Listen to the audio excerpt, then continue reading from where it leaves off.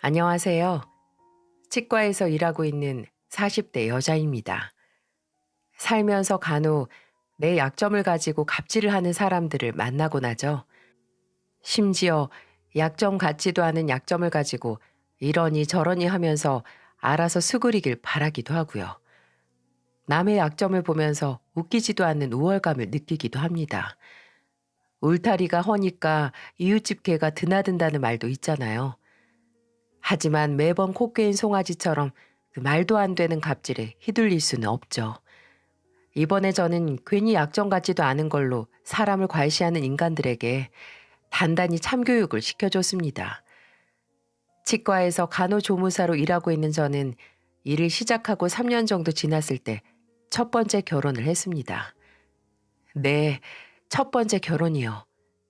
이 결혼은 제게 극심한 남성 기피증만을 남겨줬네요. 누구보다 절 사랑해주고 다정했던 사람은 결혼하고 1년 만에 저열한 괴물같이 변하더라고요. 바로 제가 임신을 하지 못한다고 말이죠. 아, 이거 완전 사기 결혼 아니야? 강수연 네 몸에 하자가 있다는 거 알았다면 너랑 절대 결혼 같은 거 안 했을 거야. 미쳤어? 병원에서 얘기 들었잖아. 내 몸 문제가 아니라고. 내 몸엔 아무런 문제가 없다고. 그럼 뭐 내 문제라는 거야? 어? 나한테 문제가 있다 이 말이냐고. 산부인과에서는 제 몸의 문제가 아니라고 했지만 남편은 무조건적으로 제 탓을 하더라고요. 제가 제 몸에는 이상이 없다는 걸 알고 나서 혹시 모르니까 당신도 검사를 해보자라고 했을 때 남편은 제게 폭언을 시작했습니다. 절대로 본인의 몸 문제가 아니라고, 아이를 갖지 못하는 건 모두 네 몸에 하자가 있기 때문이라고 하면서 심할 때는 물건까지 던졌어요. 제게 가혹한 건 남편뿐만이 아니었습니다. 남편에게서 무슨 말을 들은 건지 시어머니를 비롯한 시댁 식구들은 점점 제게 차가워졌어요. 시어머니는 의도적으로 제 연락을 피하기도 했고, 명절에 시댁에 가면 어쩐지 모두 제게 싸늘하기만 했고요. 나중에 시어머니는 저한테 아무래도 문제가 있는 것 같다면서 본인 친구가 다니는 무당집에서 무슨 부적을 받아와 제게 주시더군요. 항상 배에 품고 다니라고 하나 주시고, 침대에 붙이라고 하나 주시고, 또 옷장이나 가방 안에도 넣으라고 하는데 솔직히 이게 말이 되나요? 그냥 남편이 검사를 하면 되는데 그걸 확인하기 싫어서 이런 미신까지 제게 강요를 하다니요. 저는 너무 어처구니가 없어서 시어머니가 주는 부적을 다 거절했습니다. 남편이 검사 받으면 끝이라고 하면서 말입니다. 근데 그렇게 시어머니의 부적을 거절하자마자 남편의 지옥과 같은 본성이 튀어나오고 말았어요. 남편은 제게 건방지다면서 폭력을 쓰기 시작했죠. 남편은 애를 품지 못하는 배에 밥만 채우면 뭐하냐고 하며 때리곤 했습니다. 저는 그 지옥 같은 생활을 더는 참지 못하고 이혼을 택했어요. 남편의 그 말도 안 되는 폭력과 폭언을 증거로 이혼 소송을 했고 위자료와 재산 분할을 받고 이혼을 했습니다. 이후로는 솔직히 남자는 쳐다보지도 않았어요. 그 후로 제 인생의 남자는 그저 가족과 직장에서 만나는 사람들 뿐이었어요. 일제 사적으로 남자를 만나지 않았습니다. 다시 결혼을 한다는 생각도 아예 없었고요. 그러다가 한 번은 친구의 결혼식에 간 적이 있었어요. 첫 번째 결혼이 지옥이었던 저는 그때 한껏 회의적이었기 때문에 남의 결혼은 그저 또 다른 비극의 시작일 뿐이었어요. 그래도 친구의 결혼이니까 진심으로 축하는 해줬습니다. 결혼식이 끝난 후에 결혼식에서 오랜만에 모인 친구들끼리 뒤풀이를 갔어요. 신랑 측 사람들도 어찌 같이 가게 돼서 여러 사람이 모여서 술을 먹으면서 사는 얘기를 했었죠. 아무래도 이혼이라는 딱지가 있던 저는 그때 누가 뭐라고 하지 않아도 조금 주눅든 상태였거든요. 친구들은 요즘 이혼이 뭐 대수냐고 하긴 했지만 당사자의 기분은 또 그게 아니더라고요. 그래서 불어 대화에 끼지도 않고 구석에 앉아서 홀짝홀짝 술을 마시고 있는데 제게 한 남자가 다가왔어요. 혼자 뭘 그렇게 맛있게 드세요? 네? 아, 그냥 기본 안주 나온 거 먹는데 드세요. 아, 그냥 대화 시작해 보려고 말한 건데 너무 진지하게 받아들이셔서 괜히 죄송하네요. 아, 그러셨구나. 신부 측 지인이세요? 아까 사진 찍을 때 본 기억이 나서요. 네, 고등학교 친구예요. 저는 오늘 유부남 된 놈 대학 동창이에요. 결혼 못할 줄 알았는데 친구놈들 중에서 제일 먼저 가네요. 먼저 가면 뭐해요? 가서 잘 살아야지. 알딸딸하게 취해서 그런 건지 아니면 괜히 남의 결혼식 본 이후라서 옛날 생각이 나서 그런 건지 저는 처음 보는 남자 앞에서 왜 결혼이 미친 짓인지 일장연설을 늘어놓기 시작했어요. 제가 정말 미쳤죠. 근데 그 처음 보는 남자는 제 말에 공감도 해주고 웃어도 주고 동의도 하더군요. 그리고 헤어지면서 제게 본인 명함을 내미는 겁니다. 명함에는 남자가 다니는 회사와 이름, 전화번호가 적혀 있었고 저는 그때 남자 이름이 최기욱이라는 걸 처음으로 알게 됐어요. 그리고 거긴 볼펜으로 메모가 적혀 있더군요. 오늘 대화 너무 재밌었습니다. 다음에 또 만나서 못한 얘기 더 하고 싶네요. 연락 주세요. 뭔지 잊고 있던 게 깨어나는 기분이랄까요? 그리고 이내 깊은 고민에 빠졌어요. 저는 결혼을 다시 할 생각이 꿈에도 없었는데 괜히 연애를 시작해서 뭐하나 하고요. 제가 고민에 빠져 연락을 하지 않자 남자는 그날 결혼을 했던 제 친구에게 제 안부를 물어왔습니다. 친구 남편을 통해 그 남자가 부담 갖지 말고 편할 때 연락을 해달라 기다리겠다고 했다고 제게 전해왔더군요. 부담 갖지 말라는 말에 괜히 마음이 흔들려서 이혼한 지 2년 만에 처음으로 남자에게 연애 감정을 갖고 연락을 했습니다. 그 남자는 정말 배려심이 깊은 사람이었어요. 처음에는 그래, 그냥 만나만 보자고 가볍게 시작을 했는데 어찌나 사람을 편하게 만들어주는지 어느새 제 마음이 이 만남에 진지해져 있더라고요. 남자는 저의 이혼 경력에 불편해하지도 아니 아예 신경도 쓰지 않았어요. 오히려 과거 아픈 기억이 있는 저를 보듬어주고 위로해 주었고요. 하지만 상처가 남아있던 저는 재혼을 마음먹기 쉽지 않았습니다. 그때마다 남자는 열렬하게 제 마음을 열기 위해 노력했어요. 자기는 평생 무슨 일이 있어도 내 편일 거라고 제게 말하더군요. 그렇게 1년의 절절한 구애 끝에 저는 재혼을 하기로 결정했네요. 솔직히 시댁에 먼저 인사를 드리러 가기 전에 수많은 각오를 했습니다.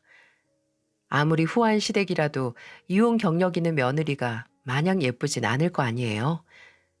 시댁에서 제 이혼 사유와 같이 민감한 질문에도 어느 정도 대답을 준비하고 있었고요. 제가 긴장을 하니까 남편은 옆에서 이런 소리를 하더군요. 너무 긴장하지 마. 내가 가족들한테는 다 말해놨으니까. 뭘 말했는데? 당신 이혼 얘기. 뭐? 설마 기욱 씨 혼자 그걸 곧이곧대로 다 말했어? 그런 건 내가 말하는 게 낫지 않겠어? 설마 내가 있는 얘기 다 했을까?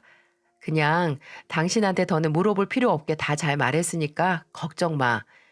이혼도 수연 씨 잘못 없고 상대 측 문제 때문에 한 거라고 했어. 우리 식구들 어차피 내가 결혼 생각 아예 없는 줄 알았어.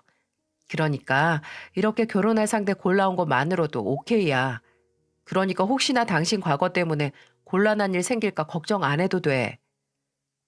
아무리 남편이 이런 말을 했더라도 상황이 잘 따라주리라곤 큰 기대를 하지 않았어요. 그런데 정말 시댁 식구들은 제 이혼 경력에 대해 여차저차 말을 하나 하지 않았습니다. 설렁탕 집을 운영 중인 시어머니께서는 조금 차갑긴 하셨어도 이 결혼을 반대하는 눈치는 아니었어요. 남편의 아버지는 남편이 대학생이었을 때 암으로 먼저 세상을 떠나셨고 어머니와 여동생 2명 이렇게 4식구가 살았다고 합니다. 아직 독립하지 않고 시댁에 살고 있다고 하던 둘째 시누이는 미용실을 운영 중이라 만나지 못했고 시댁에 와 있던 첫째 시누이만 만났는데 시누이도 딱히 문제가 있진 않았어요. 아니, 오히려 말을 더 많이 아끼는 것 같은 눈치였어요. 남편은 본인 동생들이 여간 수다스러운 게 아니라고 했는데 저와의 첫 만남에서는 아주 조용하더라고요. 많은 각오를 하고 갔는데 이렇게 수월하게 진행해도 되나 싶을 만큼 남편과의 재혼은 순조롭기만 했습니다. 남편은 두 번째 결혼이니 식은 성대하게 하고 싶지 않다는 제 의견을 들어줬어요. 거의 가족끼리 모여서 함께 식사를 하는 자리 수준이었네요. 저는 아니지만 남편은 초혼인데 많이 미안하기도 하더라고요. 하지만 남편은 식은 아무런 상관없다고 그저 사회적 관념이고 허례허식이니까 절대 미안해하지 말라고 하더군요. 첫 번째 결혼은 크게 말아먹었지만 두 번째 결혼은 정말 잘했다라는 기분이 들었죠. 그도 그럴 것이 정말 거짓말처럼 제가 임신을 하게 됐거든요. 첫 번째 결혼에서는 그렇게 안 돼서 이혼의 원인이 됐었던 임신이 남편과 신혼여행 겸 간 여행에서 드디어 성공하게 된 거죠. 남편은 신혼생활을 둘이서 즐기지 못해 못내 아쉬워했지만 축복이 빨리 찾아온 것만으로도 행복해했습니다. 저도 과거 제 몸에 문제가 있는 거라는 오명에서 벗어난 것 같아서 가슴 속에 무거운 짐을 다 내려놓은 것 같았어요. 이제 정말 나도 순탄하고 평화로운 결혼 생활을 하면서 못다한 가정을 꾸리나 싶었는데 제 임신 소식을 시댁에 알림과 동시에 제게 시련이 찾아오고 말았네요.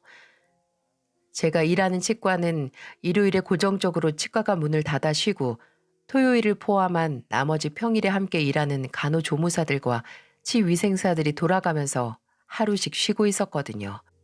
평일 하루와 일요일 이렇게 일주일에 2번을 쉴 수 있게 말이죠. 그날은 쉬는 평일이었는데 남편은 출근하고 저 혼자 집에서 쉬고 있었죠.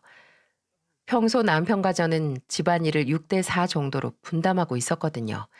남편이 6, 제가 4 이렇게 말이죠. 아무래도 일하는 시간이 제가 더 길고 임신을 해서 남편이 집안일을 더 분담하고 있었네요. 그렇다고 해도 제일 손이 많이 가는 주방일은 제 몫이라서 그렇게 차이도 나지 않았습니다. 그런데 제가 쉬는 날 오전부터 시어머니가 집으로 찾아오시면서 문제가 시작됐어요. 갑작스런 방문에 좀 놀라긴 했어도 뭐 아예 못 찾아오실 건 없지 싶더라고요. 근데 현관에서 문을 열어드리자마자 제 얼굴을 보고 하는 말이 뭐였는 줄 아시나요? 예, 현관 비밀번호 번호가 뭐니? 아니 엄마가 아들 집 비밀번호도 모르고 벨 누르고 오는 건 영 모양이 아니지 않니? 이게 무슨 소린가요? 여기는 남편 혼자 사는 집이 아니라 며느리인 저도 사는 집인데 앞으로 아무 때나 오고 싶을 때 문 따고 들어온다. 이 소린가요? 저는 그저 하하 웃으면서 일단 들어오시라고 했죠. 거기서 넙죽 비밀번호를 알려드릴 수는 없어서 리액션을 크게 하면서 환영해 드렸습니다. 어머님, 어쩐 일이세요? 오신다고 하셨으면 뭐 맛있는 거라도 사뒀을 텐데. 들어오세요. 커피 드릴까요? 아니면 차 드릴까요? 차는 무슨 차야? 이렇게 더운 날에 속까지 익힐 일 있니? 냉수나 얼른 가져와 봐라. 어쩐지 처음 만났을 때와는 다른 말투, 다른 분위기. 살갑지는 않은 분이라도 이렇게 묘하게 툭툭 내뱉는 말투는 아니었는데 솔직히 처음에는 뭔가 기분 나쁜 일이라도 있으신가 했네요. 저는 얼음 띄운 냉수 한 컵을 소파에 앉은 어머니께 드리고 옆에 앉았죠. 밖에 많이 덥죠. 부르시면 날 잡아서 남편이랑 같이 갔을 텐데요. 그러게 넌 내가 먼저 안 오면 오질 않으니? 그리고 못하러 일하는 애랑 같이 와. 너만 오면 되지. 아니 대체 왜요? 일하는 건 저도 마찬가지인데 대체 왜? 쉬는 날 집에 있다고 마치 집에서 놀기만 하는 사람 취급하는 시어머니의 말에 기분이 나쁘긴 했지만 따지고 들진 않았습니다. 어머님은 저도 일하는데요. 그리고 저희들 다 쉬는 날 잡고 가서 어머니랑 같이 식사하면 더 좋잖아요. 아무래도 며느리보다는 아들 얼굴 한 번 더 보고 싶은 게 부모 마음일 텐데. 제가 웃으면서 말하니 시어머니가 절 빤히 보시더라고요. 눈을 가늘하게 뜨고 마치 굉장히 언짢고 할 말이 많다는 표정으로 말이죠. 그리고는 그 무거운 입을 열면서 이런 말을 하셨습니다. 예, 넌 처음이 아니라 시댁에 오고 가는 게 넌덜머리가 나는지 몰라도 난 며느리 생긴 게 처음이라서 며느리 얼굴도 보고 싶어. 그래, 말 나왔으니까 하는 말인데 너랑 다르게 내 아들은 초혼이야, 초혼. 그러니까 누가 수그리고 들어와야겠니? 어? 내가 말 안 해도 너 쉬는 날이면 째깍째깍 나한테 말을 해야지. 어머니, 저 쉬는데 어디 가서 외식이나 할까요? 어? 먼저 이렇게 나오면 좀 좋아? 와, 진짜 뭐라 할 말이 없더라고요. 너는 재혼이니까 알아서 기라는 몰상식한 말을 듣고 뭐라 반박해야 했을까요? 아니, 제가 뭐라 대답을 하기도 전에 시어머니는 냅다 자리에서 일어나서 이런 말을 하시더군요. 너 안 되겠다. 우리 아들 어떻게 모시고 있나? 내가 확인을 좀 해야겠어. 그러고는 바로 주방으로 들어가시더라고요. 아주 나를 잡은 사람처럼 쿵쿵거리며 주방으로 가는데 어이가 없던 저도 대체 뭐하러 들어가나 따라갔죠. 그런데 시어머니는 식탁에 있는 식빵 봉지를 들어 올리더니 저를 한번 째려보고 물었습니다. 너 기욱이 출근할 때 빵 먹여서 출근시키니? 출근시킨다는 말이 어딨어요. 무슨 애 학교 보내는 것도 아니고 남편이 저보다 4살은 많은데 그리고 아침에 빵 먹겠다는 것도 기욱 씨 생각이에요. 제 생각 아니고요. 걔가 네 눈치 봐서 그러나 보다. 애가 착해 빠져서는 마누라 눈치나 보고 밥도 못 얻어먹고 사네. 아휴, 얘 남자가 아침밥은 쌀하고 국으로 든든하게 먹어야 하는 거야. 어? 저도 한식으로 먹으면 편하죠. 끓여놓은 국에 밥도 저녁에 해둔 밥으로 주고 반찬도 냉장고에서 꺼내주면 되니까요. 빵 굽고 후라이하고 햄 굽는 것보다 그게 훨씬 편해요. 허, 너 참 편하게 산다. 무슨 해놓은 걸 줘? 그게 뭐가 힘들다고 아침에 반찬 8개 정도는 바로바로 해서 줘야지. 어머님, 저도 아침에 출근해요. 어떨 때는 기욱 씨보다 먼저 출근할 때도 있고 늦게 퇴근할 때도 있고요.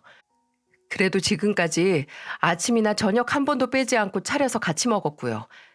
직접 먹는 기욱 씨는 한 번도 불만 표출한 적이 없는데 왜 어머니가 화를 내시는지 전 정말 모르겠어요. 내가 이럴 줄 알았어. 한 번 갔다 온 데는 분명히 이유가 있다고. 아유, 이 꼴을 보려고 꼬리표 달린 여자랑 결혼을 했는지. 보란 듯이 바로 애나 들어서고 내가 못 살아. 예, 내가 하나 있는 아들 고집에 못 이겨서 널 우리 가족으로 받아들이긴 했지만 너 이렇게 해서는 우리랑 잘 못 지낸다. 사람이 지 처지를 알고 행동을 해야지. 제가 제대로 들은 게 맞나요? 저는 그때 직감했습니다. 아, 이 결혼을 반대한 게 아니구나. 그저 기다렸다가 이렇게 폭발시키는 거구나 하고요.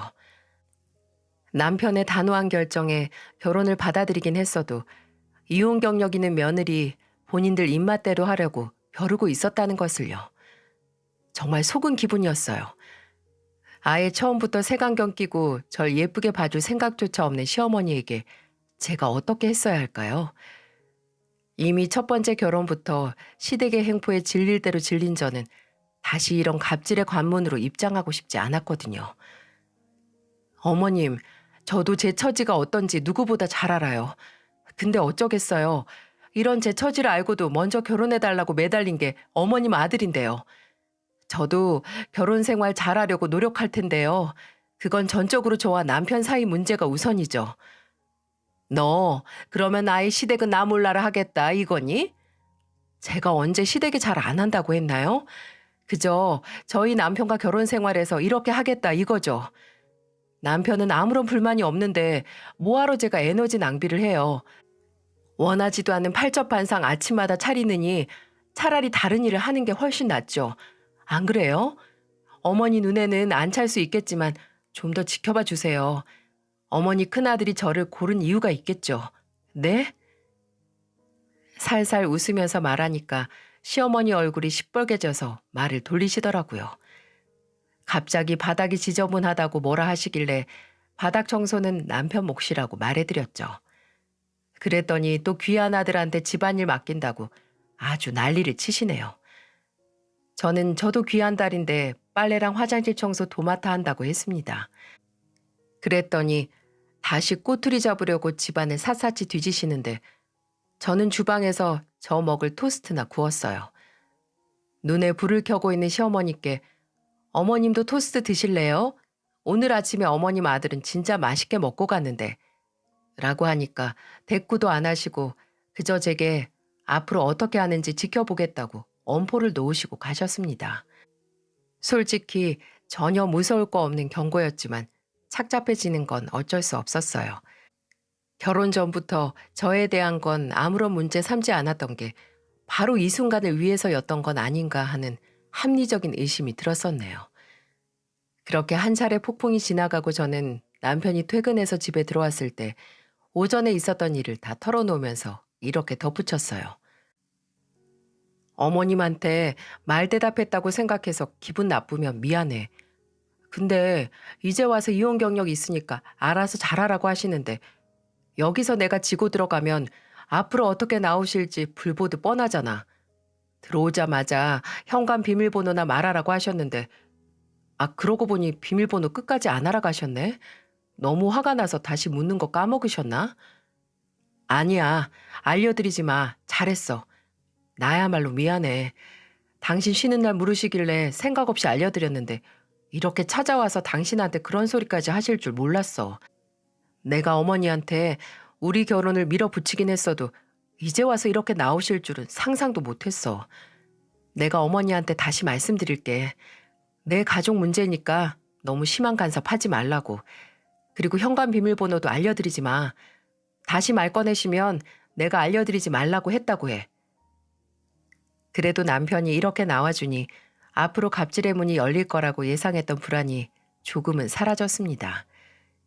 결혼 전에 무슨 일이 일어나도 내 편이 될 거라고 한 게 빈말이 아니더라고요.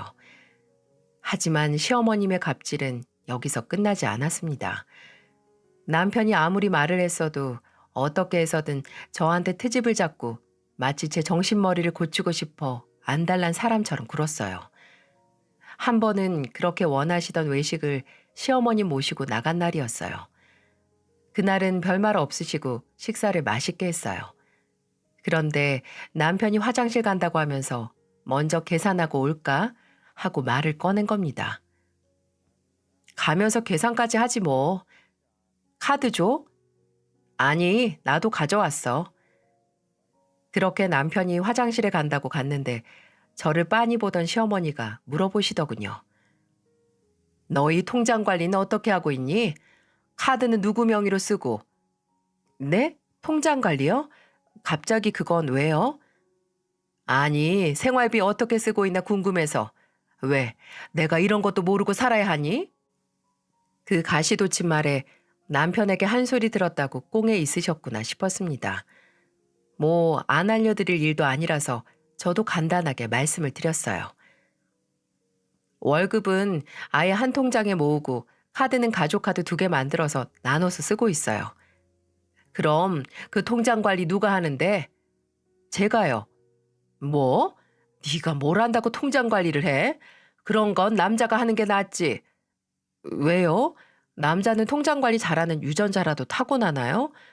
어머님도 진짜 재밌으시다니까.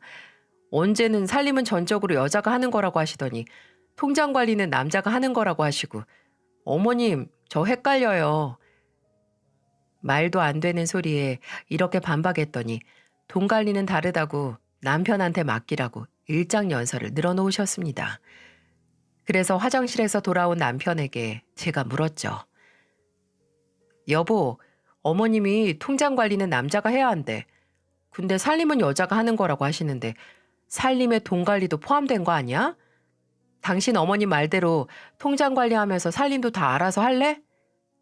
얘는 내가 언제 그렇게 말했니? 어머니, 아들이 독박 살림하기 원하세요? 저는 돈 관리에는 영 소질이 없어서 이 사람한테 맡긴 거니까 걱정 마세요. 아버지 살아생전에도 돈 관리는 어머니가 하셨으면서 40 넘은 아들 통장까지 간섭하는 거 아들 창피하게 만드는 거예요. 며느리가 한마디 할 때는 100마디로 반박하셨으면서 아들이 한 소리 하니까 그저 입을 꾹 다물고 저만 노려보시더군요. 이후에도 어버이날 친정에 먼저 들렀다가 왔다고 지금 임신했다고 벌써 유세 떠는 거냐, 시댁을 무시하는 거냐, 별별 소리를 다 들었네요. 이제부터 기념일을 포함해서 명절에도 꼭 시댁부터 오고 친정은 1년에 한 번만 가라는 말도 안 되는 소리까지 하시더라고요. 여자는 결혼하면 시댁 식구라고 친정에서도 너 올 거 반길 사람 없을 거라고요. 이게 믿어지시나요? 저희 어머니 아버지는 아직도 저를 물가에 내놓은 애 취급하십니다. 그런데 이제 결혼하니 친정은 식구도 아니라고 하는데 제 속이 안 뒤집히고 백이나요? 이것도 남편이 옆에서 대신 성을 내줬기에 망정이지. 정말 그때는 한바탕 난리를 치고 싶었던 걸 뱃속의 아이 태교를 생각해서 꾹 참았습니다. 근데 시어머니의 몰상식한 행동은 애교 수준이었어요. 시어머니는 그래도 남편이 뭐라 한마디 하면 바로 입을 다무셨거든요. 정말 속이 터지는 문제는 바로 시누이들 때문이었어요. 결혼해서 나가 사는 첫째 시누이는 알고 보니까 제 친구와 같은 신도시에 살고 있더군요. 근데 친구를 통해서 들으니까 첫째 시누이는 그 동네 유명인물, 아니 요주의 인물이었습니다. 와, 세상 정말 좁다.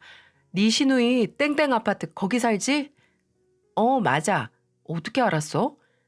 그 여자 민원왕이야, 민원왕. 동네 순찰하면서 누가 쓰레기를 어디다 버렸는지 감시하고 다니고 누가 불법 주차 안 했는지 뒤져서 신고 넣고 다녀. 아니 뭐 제대로 된 신고나 민원이면 좋은 일 하는 거지. 근데 전혀 문제 없는 것까지 꼬투리 잡아서 민원 넣고 다녀서 난리더라. 한 번은 주인이 본인 식당 앞에 잠깐 주차한 걸로 사진 찍고 시비 걸고 따지고 들기까지 해서 난리 났었어. 아유, 좁은 동네에서 왜 그러고 사는지 몰라. 초등학생 딸 하나 있지 않아? 그 동네 엄마들 사이에서도 거의 왕따 수준이라고 하던데. 아파트값 올린다고 혼자서 아파트 앞에 큰 산책로 만들자고 했다가 아무도 동의 안 하고 나서는 상대해주는 사람이 없다고 들었어. 우리 혜준이랑 그 집 딸이랑 같은 학교거든. 정말 첫째 시누이가 동네에서 그런 일을 하고 다닐 줄 상상도 하지 못했습니다. 왜냐하면 시댁에 모일 때마다 첫째 시누이가 장애인 주차장에 주차하는 걸 종종 봤었거든요. 제가 왜 여기다가 주차하냐고 할 때마다 뭐 어떠냐고 웃는데 본인이나 잘할 것이지.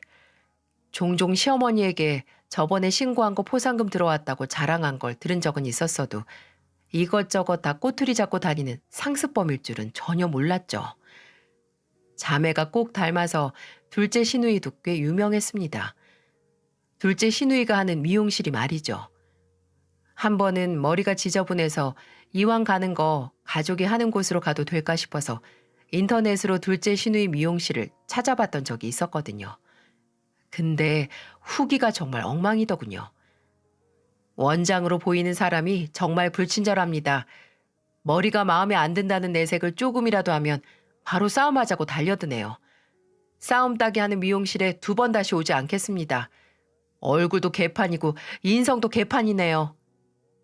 직원들은 꽤 실력도 있고 친절한데 원장이 가관이네요.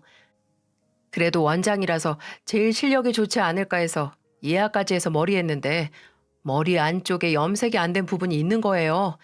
그래서 다시 방문했는데 저한테 다짜고짜 예전에 검정색으로 염색했던 거 아니냐, 왜 말 안 했냐 이렇게 따지는 겁니다. 저는 살면서 한 번도 흑발 염색을 한 적이 없거든요.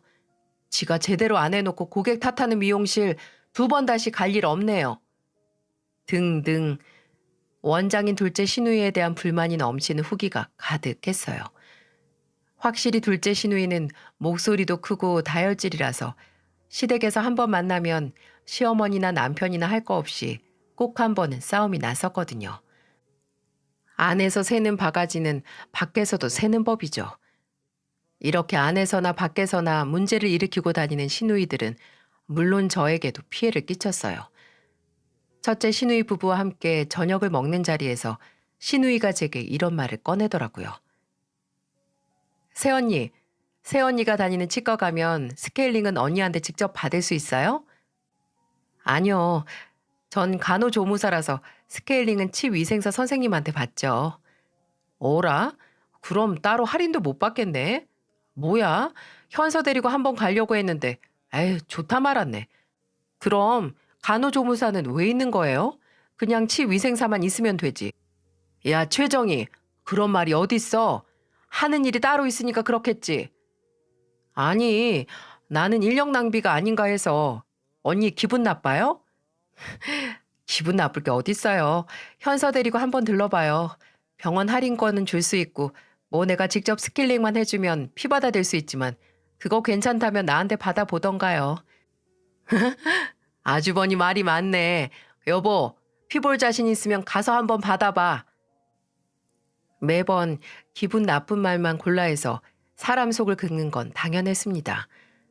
또 한 번은 함께 장을 보러 갔다가 제가 신호등 파란불이 깜빡거릴 때 건너려고 하다가 타이밍을 놓쳐서 못 건넌 적이 있었거든요. 근데 그걸 보더니 이런 말을 하는 겁니다. 언니, 뭐하러 그렇게 급하게 가요? 아, 아이스크림 샀으니까 녹을까 봐 그랬어요. 아이, 근데 못 건넜네. 조심해요. 그러다가 무단횡단하면 나한테 다 사진 찍혀서 벌금 내야 하니까. 가족이라서 봐준 줄 알아요. 그러게요. 아가씨도 조심해요. 장애인 주차장에 주차하는 거 보고 내가 신고할 수도 있으니까. 참 웃기지 않나요? 본인이 시댁에 올 때마다 늘 장애인 주차장에 주차하는 주제에 파란불 깜빡거릴 때 건너려고 한 제게 조심하라고 경고하는 게 말이죠. 이런 첫째 시누이의 얄미운 점은 말할 것도 없고 둘째 시누이는 이번에 결혼한다고 하며 한 차례 제 속을 뒤집어 놓았네요. 어느 날은 주말에 집에서 쉬고 있던 남편이 전화 통화를 하다가 불같이 화를 내는 겁니다.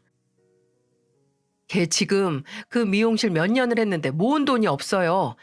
아, 어머니, 나도 내 돈으로 결혼하고 직구하고 다 했어요. 걔 결혼한다고 하면 내가 가전제품 정도는 사줄 수 있어도 2천을 어떻게 덜컥 줘. 그런 여유가 어딨다고. 우리 조금 있으면 애도 태어나는데 그렇게 큰 돈을 덜컥 주는 거 어렵죠. 네, 네, 알겠어요. 정원이한테는 내가 따로 말할게요. 네. 알고 보니 시어머니가 남편에게 둘째 시누이 결혼한다고 2천만 원을 도와달라고 했더라고요. 근데 저희 부부도 아직 결혼한 지 1년이 되지 않아 그런 여윳돈이 없었기에 남편은 거절했고요. 이미 남편 선에서 끝난 일이니까 저는 더 말을 보태지 않았습니다. 그런데 둘째 시누이는 본인 오빠에게 따지지 않고 바로 제게 전화를 해서 득달같이 따지더군요. 마치 이 모든 일의 원흉이 저라는 듯이요. 언니, 오빠한테 말 들었어요? 오빠가 2천 해주는 거 혹시 언니가 못하게 했냐고요? 아가씨, 그게 다짜고짜 무슨 말이에요? 2천이라뇨? 아, 혹시 어머님이 남편한테 아가씨 결혼자금 도와달라고 하셨던 거 그거 말하는 거예요? 그래요, 그거. 엄마가 그러는데 오빠가 그렇게 못 해준다고 했다고. 혹시 언니가 오빠한테 해주지 말라고 했냐고요? 내가 왜 그러겠어요. 아가씨 오빠 결정인데 나한테는 아예 상의도 안 했어요. 참 그런 일로 이렇게 다짜고짜 따지는 걸 보니까 아가씨도 어지간히 급했나 보네요. 지금 미용실 한 지 거의 8년은 다 돼간다고 하지 않았어요? 그게 무슨 상관인데 그 소리 꺼내는 건데요? 아, 나는 결혼 자금이 당장 너무 부족한 상황인가 해서요. 뭐 결혼식을 작게 하면 어때요? 아가씨 오빠랑 나는 식도 안 올리고 이렇게 잘 살잖아요. 아가씨 너무 걱정 마요. 아, 혹시 혼수 필요한 거 있으면 말해요. 남편이랑 나랑 냉장고나 TV 정도는 해줄 테니까. 무슨 돈을 맡겨놨나요? 아주 지 돈 내놓으라는 것처럼 구는데 어찌나 짜증이 나던지. 이외에도 시어머니가 발목 삐끗하신 날 가서 반나절 병수발 들고 왔는데 뭐가 모질한 건지 시누이 둘이서 제게 전화해서 엄마가 편찮으신데 왜 매일 전화도 안 하냐. 엄마가 서운해하신다. 아주 유난을 부리기도 했고요. 하지만 이 모든 유난과 갑질은 눈 감고 넘어갈 수 있었습니다. 정말 싫은 상대를 무시하는 최선의 방법은 그 상대를 한없이 불쌍하게 보는 거라는 거 아시나요? 그 상대가 하는 모든 미운 짓을 그저 불쌍한 인간이 하는 불쌍한 짓이라고 생각하면 그나마 마음이 편해지곤 한답니다. 저도 평생 얼굴 안 볼 수 있는 사람들이 아니니까 그저 상황에 맞춰 적당히 반박하면서 거의 남처럼 지낸다 마음을 먹고 참고 살았죠. 근데 도저히 마냥 불쌍하게만 볼 수 없을 정도로 어처구니 없는 사건이 터지고야 말았습니다. 참으면 병이 된다는 게 맞는 말이더라고요. 제가 임신 7개월 차 다리 부종과 소화불량으로 힘든 나날을 보내고 있을 때 시어머니는 임신했다고 제사에 빠질 생각하지 말라며 저를 소환하셨어요.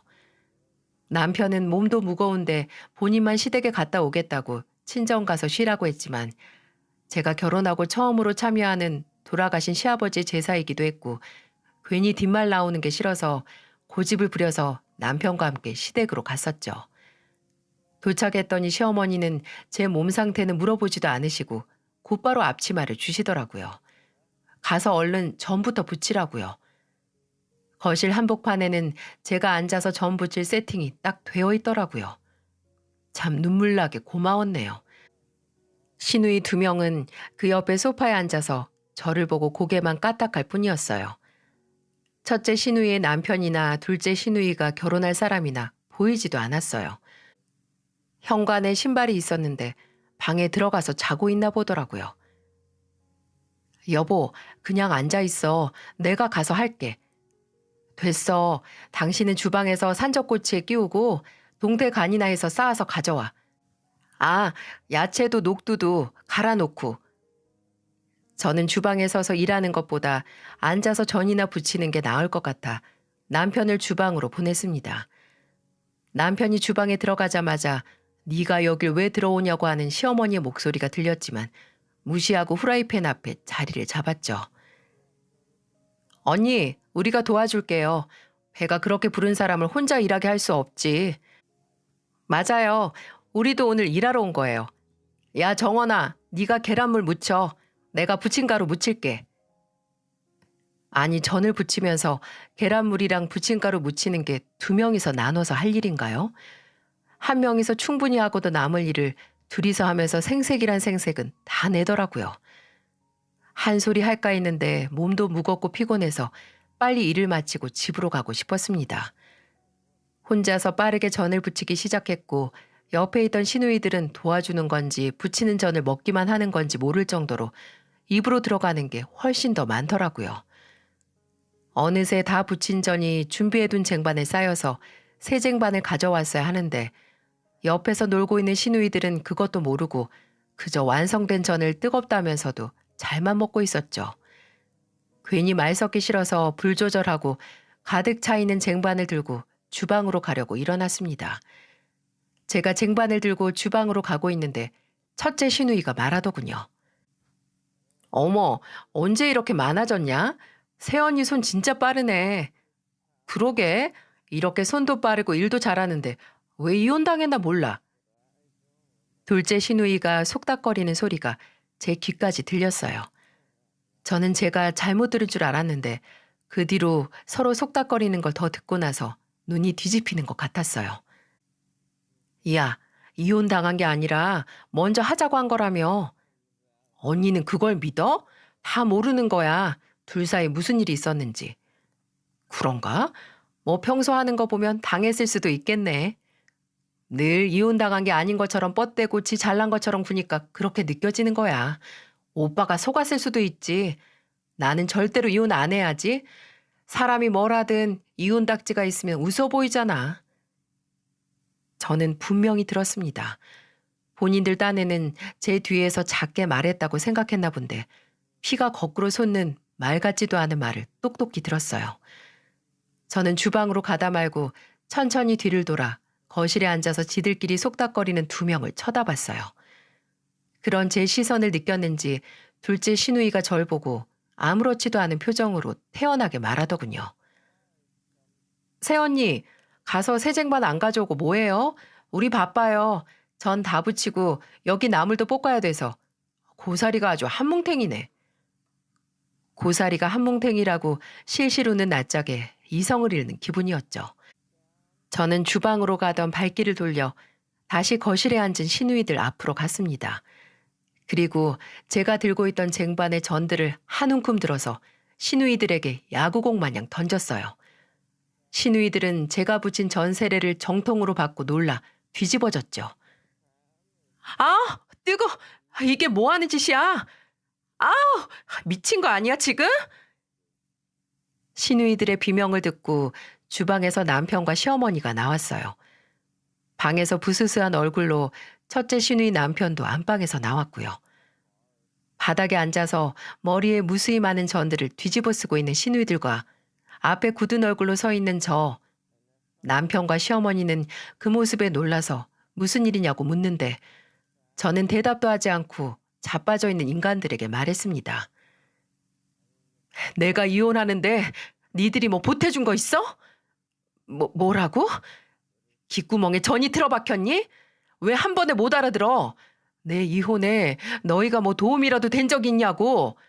내가 이혼한 게 니들이 시시덕거리면서 씹는 오징어 다리인 줄 알아? 뭐? 전도 잘 붙이는데 왜 이혼당했는지 모르겠다고?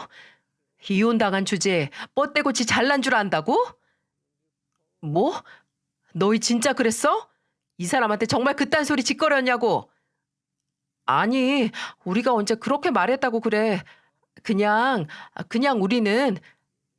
예, 넌 그 소리 좀 들었다고 네 시누이들한테 시아버지 제사상에 올라갈 음식을 던진 거냐? 어? 어머니, 그 소리 좀 들었냐고요? 먼저 심한 소리 한 건 저 둘이잖아요. 참나, 그럼 이혼한 걸 이혼했다고 한 것뿐인데 뭐가 그렇게 억울하니? 그리고 얘네가 틀린 소리 했니? 어? 네, 그렇겠죠. 어머님도 아가씨들이랑 똑같이 제 이혼 문제가 아주 눈에 가시처럼 거슬릴 테니까요. 근데 제가 이혼했다는 게 뭐가 그렇게 불만이세요? 제가 이혼한 게 어머님이랑 아가씨들한테 피해라도 준 적 있어요? 오히려 남한테 괜한 트집으로 스트레스 주고 피해 주는 건 이혼 한 번 안 한 어머님이랑 아가씨들 아니냐고요. 얘 말하는 것 좀 봐라. 무슨 트집을 잡아 내가. 그래, 엄마가 뭘 했다고 저래? 미친 거 아니야?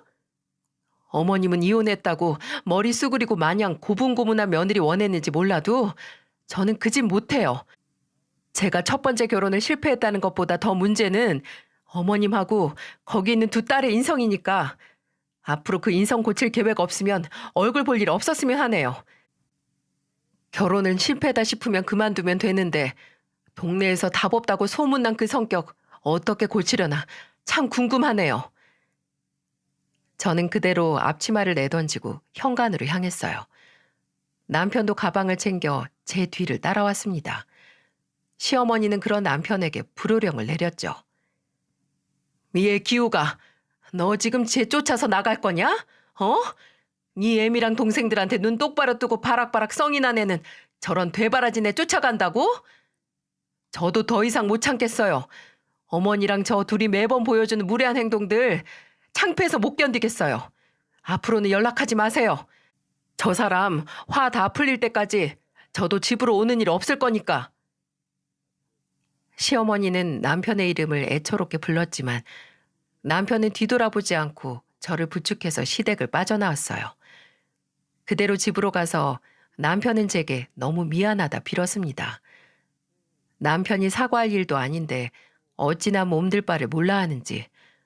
물론 몸도 마음도 너덜너덜한 기분이었지만 저도 할 말을 다 했고 남편도 저를 따라 앞으로 시댁에 가고 연락할 일 없다고 선언했으니 만족했습니다. 첫 번째, 두 번째 결혼 모두 시댁 복은 지지리도 없었지만 두 번째 결혼에 남편 복은 확실히 있나 봐요. 그 후로 시댁의 발걸음은 아예 뚝 끊었습니다. 아예 연락도 안 하고 안 받고 있어요. 저는 몇 달 남지 않은 출산을 앞두고 시댁 인간들은 아예 연락 자체를 차단했고요. 남편은 종종 시어머니에게 연락을 받나 보더라고요. 처음에는 아주 불같이 화를 내면서 호적에서 판에 만에 난리를 쳤는데 시간이 갈수록 얼굴 한번 보자고 절절 매시는 모습이 애처롭기만 했네요. 아, 그리고 이건 아주 소심한 복수인데 그날 시댁에서 나오면서 어김없이 장애인 주차장에 주차된 첫째 시누이의 차를 사진 찍어와서 신고했어요. 매번 장애인 주차장에 주차하는 상습범이라고요. 어떻게 처벌을 받고 벌금을 냈는지는 모르겠지만 지는 아주 엉망인 시민의식을 가진 주제에 남에게만 엄격한 첫째 시누이에게 어느 정도 교육은 됐겠죠. 저는 다음 해 봄에 예쁜 딸을 낳았습니다. 시댁과의 연이 뚝 끊기니까 정말 평화롭기만 하네요. 근데 제가 딸을 낳자마자 모르는 번호로 전화가 계속 오더라고요. 시어머니였어요. 어떻게 알았는지 딱 손주 태어났다는 소식을 듣고 연락하는 것 같았죠.